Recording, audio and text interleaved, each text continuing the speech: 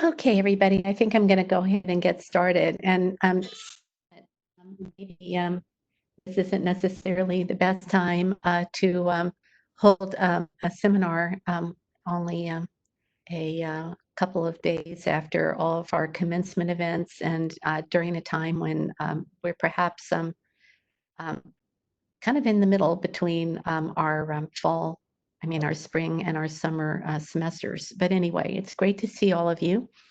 And so what I'm going to go ahead and do is go to our first slide and tell you a little bit about the process for reopening DC. And there are few enough of you that I think we can have some time for a little bit of discussion about that if you have any questions or statements to make about it. So perhaps, Jonna, you could put up the slides. And so, as you know, go to the next slide. We are dealing with a virus that is an RNA virus, similar in some ways to our familiar flu virus, and also having features that are quite different. Next slide. That have caused us a lot of challenges. And so we don't have a vaccine, we don't have medicines, and so we also have trouble tracking this virus in our communities because of the fact that it's very hidden when it's among us, that known infections are often coming from people who are not known to have infections, and that it also has a fair amount of stability in the environment, whether in the air or on surfaces, much like the original SARS virus, this being number SARS-2, the original one now being called SARS-1. Next slide.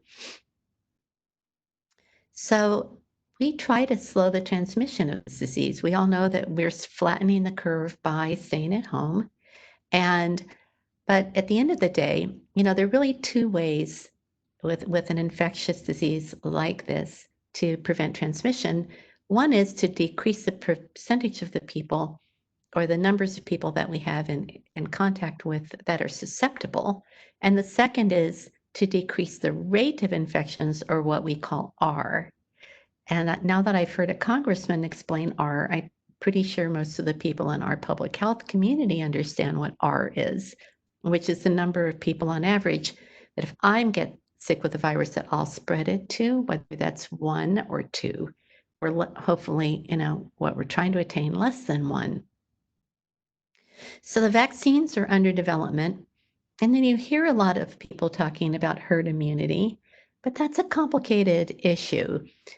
We don't yet know how much immunity we have in the population at all, how many people actually have antibodies in their blood to the virus.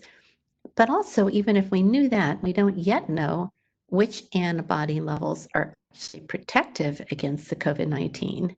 And even if we knew that, we don't know how long these antibodies will remain in people's blood. We do know other coronaviruses, unfortunately, the immunity doesn't last very long, only a year or two. And so, other experts, but also I've done my own modeling of this, herd immunity is very unlikely to happen unless and until we have a vaccine. So that leaves us to the other method, which is trying to decrease R. We've been doing that by decreasing encounters by people who might be infected with people who are not infected. So we do social distancing, try to keep 6 feet of personal space around us. The orders to stay at home, to close the schools, close non-essential services, restrict travel, all of these things decrease our ability to encounter others, limiting gathering. And we know that what's far more important than the average number of people in gatherings is very, very large groups that can facilitate transmission. We know that the perfect human petri dish for causing COVID-19 to spread is the cruise ship. And that kind of thing, you can think of, mass conventions, unfortunately, large events in the Marvin Center, anything that we're doing that's like that, where there are a lot of people in the same space and a lot of person-to-person encounters, where there are handshakes, hugs, touching, that kind of thing.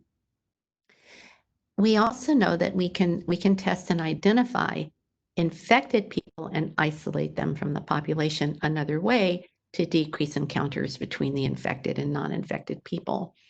A method we haven't been very successful with yet in the United States because of the fact that we haven't had very much testing.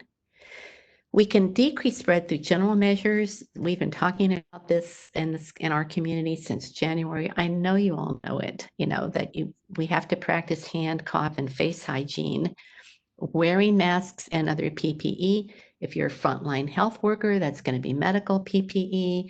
If you're just walking around our campus right now, or you're on Metro, it's supposed to be a cloth mask, not medical PPE, certainly, but a cloth mask. Next slide. So we worry about multiple waves of a virus like this, as happened in 1918, 100 years ago, with the Spanish flu, where actually the first little epidemic, at that time it seemed huge, 5 deaths per 1,000, that's a lot of people.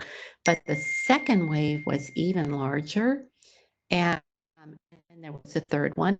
And so we had a, a, um, a problem here with people thinking after the first couple of months that they had controlled the flu and relaxing their vigilance, and then the Spanish flu came back in a really bad way. And so as we think about reopening GW, or for that matter, our campus, we have to keep this in mind, that if we become overly confident, that we can have multiple waves. Next slide. So, a fundamental principle that I think, I always enunciate when I talk about this is that speed and accuracy to identifying and detecting these infections is so important. With SARS-1, the first SARS, all we had to do was do infrared monitoring of people's temperatures and exclude people with a fever from any gathering or for getting on an airplane, and then we could stop SARS from spreading. Unfortunately, that does not work for COVID-19. Why people keep talking about temperature screening, I cannot explain that to you, because most of the transmission is occurring below the surface, people who really don't have many symptoms. So we do need to increase testing, something that many of my colleagues don't agree with, but I'm going to continue to assert that. I can't fight an enemy I can't see, and we need to do contact tracing of those who test positive so that we can draw a circle around new outbreaks and rein them in, which we just didn't have the capacity to do when the epidemic first came here. And it would be good to have a rapid test to identify those who already have immunity. We need to start understanding how immunity occurs, how protective it is, because down the line, when we have a vaccine, that's going to be extremely important that we can do that. Next slide. So here's the status in DC as of yesterday, and I didn't get the update from this morning. I've been on Zoom meetings all morning, I hate to tell you. But yesterday, there were 6,736 cases reported to date. The task force I serve on for Mayor Bowser, when she established our task force and appointed me, it was half as many cases. That was a few weeks ago. But, a testament to the fact that this epidemic is still actually growing in DC. And many of you probably heard that the mayor has extended the stay-at-home order in DC because of that. When we're looking at the numbers of new cases over the past several days, there have been some decreases day to day, although yesterday there was an uptick, but they need to see a sustained 2-week decrease before they're ready to move to this first phase. And I'll show you some of the data, but DC does still have widespread transmission, and I'll show you where that is on the DC map, and a particular concern about the fact that the majority of cases, hospitalizations, and 77% of the deaths across all age groups in DC are among Blacks and African Americans, a major concern. Next slide. So here's what they reported yesterday. 8 new COVID-19 related deaths. And when you look at these, I think, it is true that you're seeing these more in older age groups, but these were not extremely elderly individuals.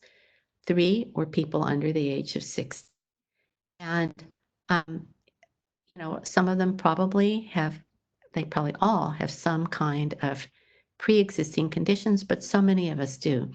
We have a population in the district that, despite its best efforts to provide outstanding health care, many people in DC are living with diabetes. There are people who have obesity. They have respiratory diseases, many conditions that are going to predispose them to either having to be hospitalized or even dying if they develop COVID-19. And I think we understand, but I don't think the public always understands that getting people respirators gives them a chance to live. But as Governor Cuomo told us, most of the people in New York who even got a respirator died. A respirator is not a cure. A respirator is simply an opportunity to hopefully save some of those lives. But we don't want anybody to need the respirator in the first place. So 358 losses of life for DC residents. We see other deaths here too, because of course we have people from Maryland in our hospital and so forth. But these are people not dying in DC, but actual DC residents dying. Next slide. So where is it happening in DC? In public health, we're always thinking about the southeast part of DC as the area of highest risk. And that indeed is where we're seeing many of the deaths. But actually, the main force of the epidemic is going down the 14th and 16th Street corridors, what we might call Noma, Shaw, whatever we call it, but Chinatown, these areas the district believes, and I agree, are where many of the people who are essential workers during the pandemic live. And so we understand that many of the people who are getting sick and dying are people who are in assisted living facilities, for sure.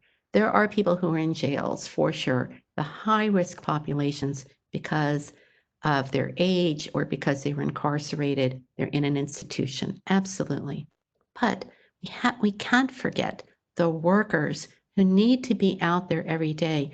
The reason why we can get food with Instacart or have a meal come to our home, or that we can go into a testing tent and get tested, or go into GW's emergency room and get seen, or someone's delivering our mail or bringing us our Amazon packages, or somebody is out there making sure that our trash is collected, all of those things. Where do those people live? Many people are from solid working class communities. They're not necessarily elderly. They have children, they have families, they're supported. They are transmitting the illness. That's where we have the highest cumulative incidence. And what the health department believes, and I have to agree, is that the amplification of the infection in those communities is providing a pressure, a force of the infection onto our more vulnerable communities. Because after all, some of them do have a relative who might be in an assisted living facility or may be working in all parts of our community where very vulnerable people live. And even though many of them are not the most vulnerable, some of them actually, are becoming very ill, being hospitalized, and as you saw from the earlier thing, younger people are even dying in this pandemic. Next slide. So one thing that DC has found, and I'm sure this is true in other places, and this certainly fits my personal experience, dealing with this epidemic during the time that we've been involved, which is the entire time. So you can see that reproduction number, the R number, has actually changed over the course of time in DC, and that at its peak in early to mid-March, we did have an R that was around 2, but the mayor issued the stay-at-home order, and you can see how R dropped down. And we were hoping toward the end of March that it was going to go below 1 and that we were going to end up going to a time when it was more normal in DC. But then it started in April to pop back up again. I believe when things happened, like it was getting warmer, there were nice sunny days, people were going out more. And, the mayor has um, been very good at, putting on more and more requirements. And most recently that we're all even wearing cloth masks when we're outdoors. On or around the middle part of April, when the CDC ordered that everybody wear cloth masks, we ordered that on GW's campus. I will say it's not perfectly enforced. I'm sure the mayor's order is not perfectly enforced. I think one of our challenges as a community is, as GW is open and as we bring our people back, how do we make our people the exemplars for the whole community? And that's going to be really tough. I get emails all the time. I don't know why they think it's my job to do this, but about, maintenance workers on campus who aren't wearing their masks, somebody's in SEH having their break, not wearing a mask, that kind of thing. And we're going to need to make sure everybody understands and is joined together in our mutual responsibility to protect each other, or reopening DC is just not going to work. So next slide. So the federal government set up these phases that we're supposed to be following for reopening. And I guess right now, since we're not in phase 1 yet, we're in phase 0, meaning that we're waiting, for 2 weeks of declining rates before we can do it.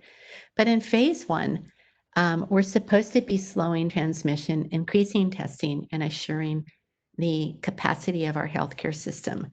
Some of that is already being done here in DC. The health system capacity has been built up to where it needs to be. They can handle a surge now.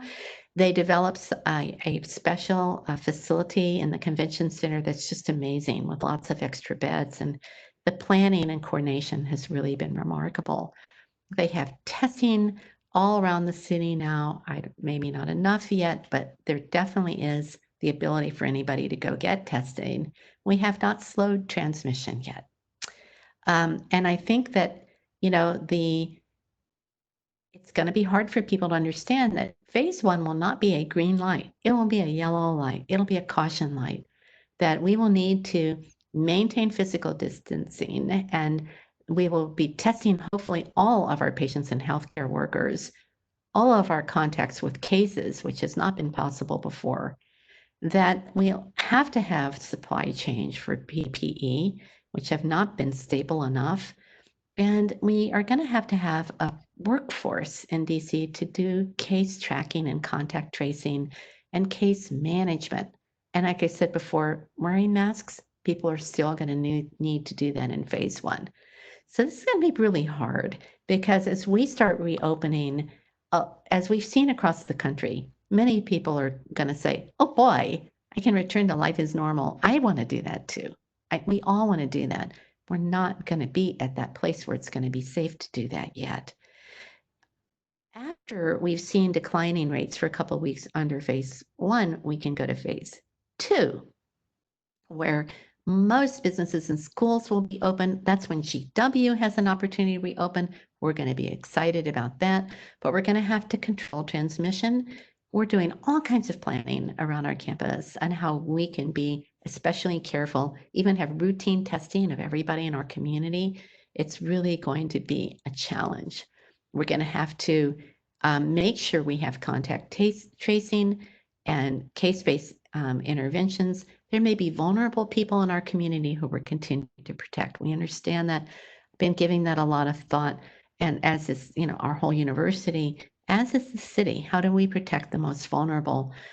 It's still going to be, for example, more dangerous to be in assisted living facility. We may still have to control the visitors to those facilities and have special controls in terms of the employees in those facilities. And, if in phase 2, we start to see the rates climbing up again, we will be bounced back into phase 1, which means for GW, our school might have to close. That would be really a serious problem for us. And so, but we're planning around that but all the businesses in the city are going to have to plan around that. And it's not unlikely that we'll see some instability in our ability to control this. Certainly, what I don't want is if we do see that kind of rise, I don't want our campus to be the engine for that. We need to be really the example for the rest of the community for controlling this disease. If, and this is a huge if, and when, and maybe a bigger when, because I think that we will have a vaccine. We have a vaccine, we can move into phase 3. And that's going to require a massive vaccine campaign to, make sure that the vaccines are safe enough, that they're effective enough. And while we're vaccinating everybody, we're going to need to be able to continue with social distancing and the other measures that we're taking. And, and we're going to need to continue to do, I mentioned the tests of antibodies, the serology testing. Only through the serology testing will we be sure that the vaccines are actually working and are creating the immunity. So we're going to have that need to monitor immunity before we're confident that the vaccine's working well enough to reduce restrictions. In other words, it's not going to be good enough to just give everybody a shot and say, okay, now we return to normal.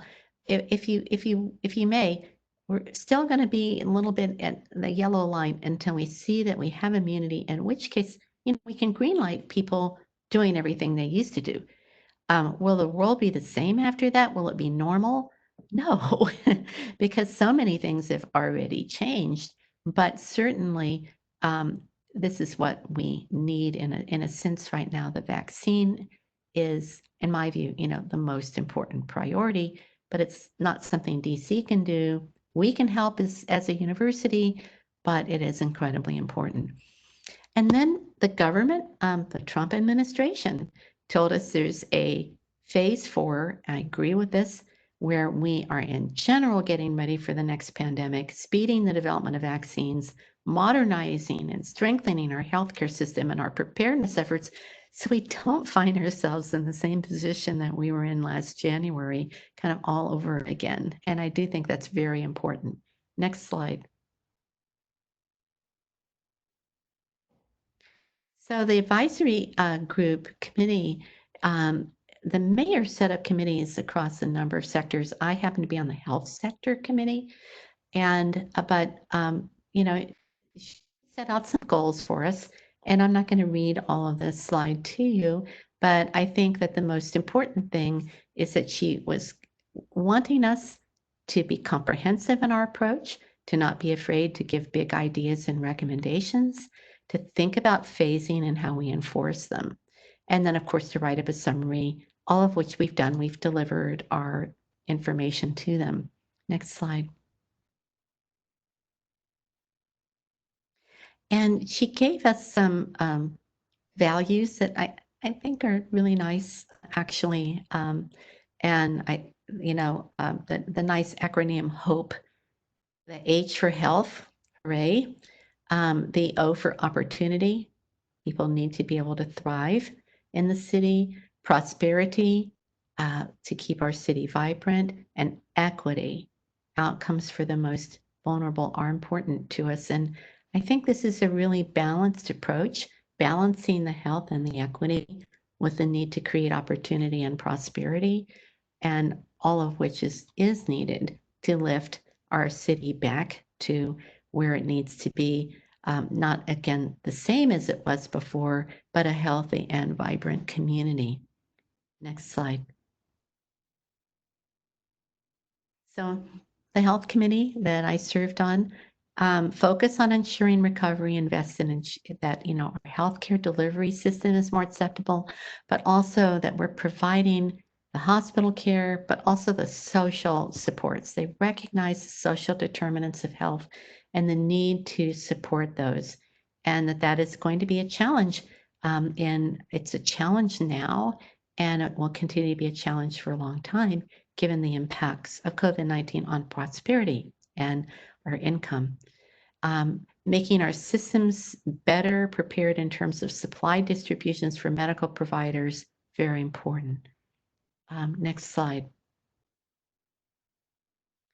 So they've told us, and we follow this, that they wanted our approach to be what they're calling risk-based. And, you have to forgive me, this is what I used to teach, so in fact, some of the people who wrote these guidelines for the Governors Association, which they took for DC, I taught some of those people. So, but I'll just talk it through briefly. But risk is a probabilistic concept. It's about, and in this case, the probability of transmission is important, but also the extent of the consequences. It's a multiplicative relationship, those two. So if we can reduce the transmission, we can reduce risk. And I already talked to you about all the things we do to do that. But also if we can reduce the consequences, we can reduce risk by, either stopping community spread from one to another, but also, frankly, if we had a cure, if we had medications, that the risk would go down, even though it might be difficult to get them to everybody who needs them, and they probably would not be, at this point, 100% effective. But if you look at the model for HIV/AIDS, we've used exactly this model as well. Try to educate people in the case of HIV, using, protection from transmission, like condoms usage, not, needle exchange, that kind of thing. HIV/AIDS, it took a few years, but developing the antiretroviral therapies that, even when people get HIV, it's not a death sentence. For a whole lifetime, they might have to be on the medication, but we can reduce the consequences. In the case of a respiratory virus, which is a brief infection, a cure would not require giving someone a medicine their whole lifetime. And it'd be really great if we can identify cures. Next slide. So the other thing that they urged us to think about is a hierarchy of control strategies. And again, this is also basic environmental health. And probably many of you have learned this if you took our MPH. I'm sure you know all of this. But there are control strategies that are more preferred because they're more effective, and some that are less preferred because they're less effective and harder to implement. More effective are environmental controls like physical distancing. If we can get people to telecommute, have things come by delivery, frankly, telemedicine, delivering education online, that kind of distancing absolutely protects us from transmission. Of less preferability is engineering controls, like trying to reconfigure space or putting up shields or changing air systems. Of less desirability is administrative controls, such as, we could think of way of controlling how people come in and out of classrooms, having them sit every other or maybe every fifth chair, and just absolutely control how we're using our space by instructing people to behave in a certain way. And then least preferable, but unfortunately it's been very important in this epidemic, is PPE, which for most of us just means wearing a cloth mask so we're not spreading to other people. But for people who work in healthcare, also means wearing equipment that protects them from getting the infections. Next slide. So there are a lot of things that we can all do to mitigate risk, such as using the cloth masks, putting in barriers where possible when we're all back. We're going to need to be thinking about in our own work areas how we can manage our work practices in space, trying to enable people to be at least 6 feet apart. That's not possible every minute. It doesn't need to be true every microsecond of every day. We don't want people going nuts over this, but it needs to be generally true. And supporting people to be at home when they're unwell or have been in contact with someone who's sick. Yeah, we've had a society that hasn't supported that. we've supported, oh God, dose yourself up with medicine to bring down your temperature, stop that runny nose, stop that cough, and come into work and just soldier on. And that it doesn't work for COVID-19. It also doesn't work for the flu. It's not a good thing, but it's just been an ethos of our society to do that. So next slide. So before we do the questions, to tell you, I mean, we in our recommendations to the city, we had to realize that when we're looking at risks, that they're and we're talking about healthcare, that there are trade-offs among the risks. And so one thing that's very much a reality is that while doctors' offices and dentist offices have been closed, there have been things that maybe were not emergencies, but are becoming urgent healthcare needs, and that where people need to be seen. Maybe they're getting cancer therapy and they need that face-to-face interaction. Maybe it's a child that needs to have that routine health surveillance to make sure they're growing properly, they're getting their vaccines. Maybe it's a woman who's pregnant and we want her to get prenatal care so that she doesn't suffer maternal mortality or deliver a baby that's a stillbirth. There are terrible outcomes that occur if we can't be there for patients right at the right moment in time. And that means there are things that really cannot any longer be delayed. And so there are risks certainly from transmission as we reopen healthcare, but there are risks from not doing it. Now, if I want to get, these wrinkles taken care of, that can wait. But most healthcare isn't like that. So much of what we do is preventive, or, perhaps it could have waited a month or two, but it can't wait 6 months. It can't wait a year before we do it. And that's the kind of consideration that we had to bake into our recommendations to the city about the healthcare sector. But I think the mayor is taking our report and that's being put together with the reports from all the other sectors. I'm expecting a blueprint maybe in a week. I'm hoping for a blueprint in a week. They were about a week behind in finishing up our working group's report, so they may be behind for the whole report. But it's going to be incredibly important because even in healthcare, um, people don't necessarily know how to manage their dental practices, their doctor's offices during a pandemic, and they're going to need assistance and guidance, and in some instances, even guidelines that come, from DC, and that's going to be, incredibly important to the people who work in our healthcare system. So I think I'm just going to stop, and I see that we do have a few people online, and perhaps open up for any questions people might have. Trying to look at the comment box here, and I see there's just another reminder.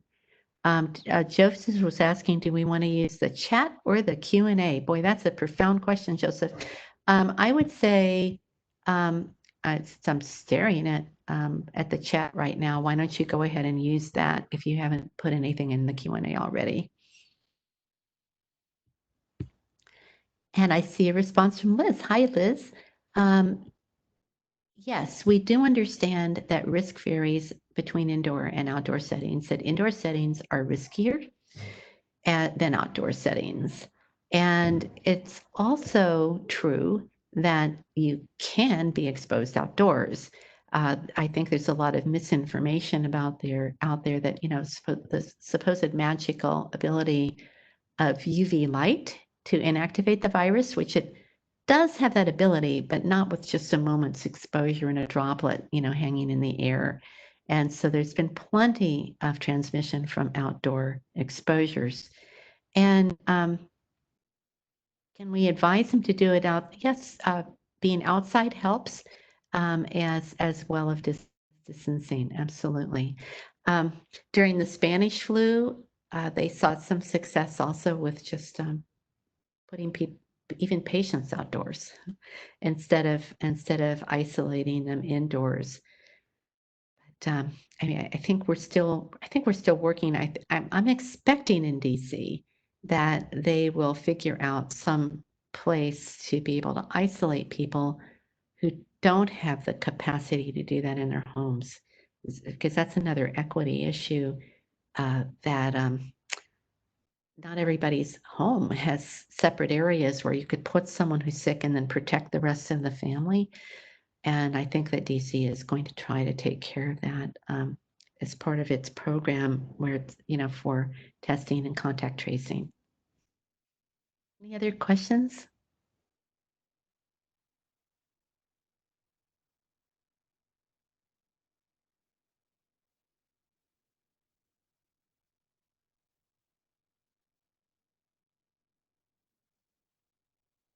If not, I might want to go ahead and bring this session to a close early, unless there are questions about any other things that people want to ask the dean about.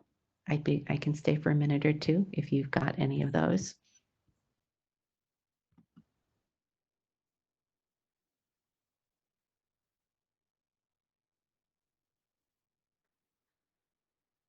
Well, I'd say, from Eric Petrosky, are there any updates about the fall semester? So now, once a week, President LeBlanc is sending out an email to the whole GW community about how things are going and also about fall.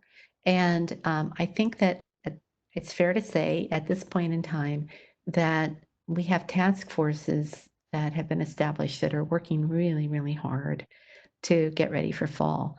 I am with Barbara Bass, am co-chairing a health and medical group that reports directly to the president to advise him.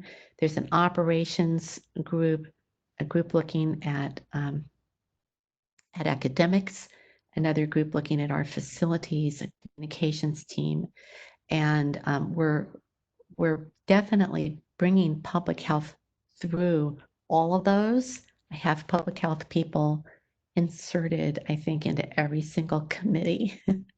And because we're very committed to making sure that what we do in fall, that we will, to the extent possible, will be safe and we will be taking care of people in the community.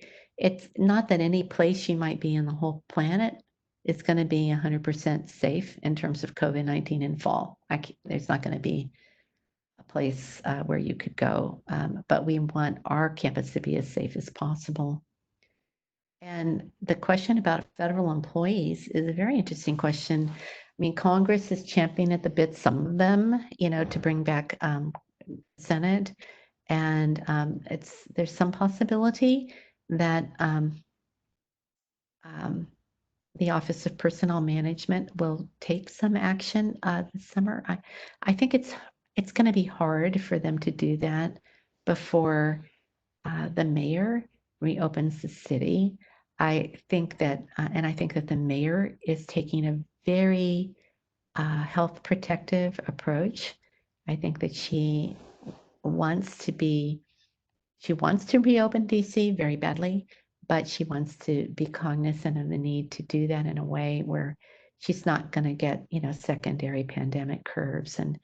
And none of us want to go back to last March when the epidemic was growing so quickly here that your head was spinning, and when every day you saw so many new cases and hospitalizations, it was terrifying. And so I think that it remains to be seen, Liz. It's an interesting political science question, actually, what the limits of the mayor's authority might be with regard to the federal government and other areas. They have sometimes stepped in to abrogate her authority. I don't know how all of that's going to work. And if the administration decides that DC really needs to be reopened and that the federal government needs to get back to work, which I think is inevitably going to start to happen if the Congress starts to open.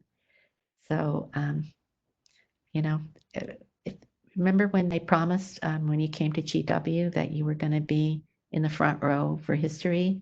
It's definitely true in this day and age. We're right there watching history. And Just like it's hard to predict the virus, it's hard to predict the Trump administration, right? Any other questions?